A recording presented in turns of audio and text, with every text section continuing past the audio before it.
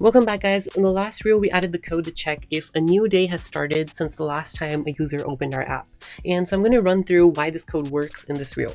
So the first thing to understand is that every time the user opens the app, we're going to be executing if needs reset, then reset the values. And so let's go over the different scenarios of why this code works. So the first scenario is the first time the user opens our app. There's no value stored in user defaults, and so the needs reset function is just going to return true. After that, because the user hasn't used the app whatsoever, there is not going to be any pages that have our reset value as true.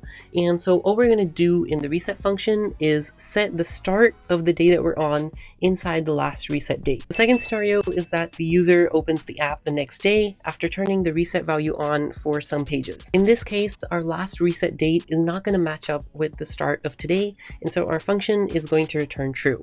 And we're going to go to the reset function and then reset the appropriate values through our loop, and then set the last reset date as the start of the new day. The third scenario is that the user opens the app on the same day again. And in this case, what's going to happen is that the value for the last reset date and the start of today are going to match up.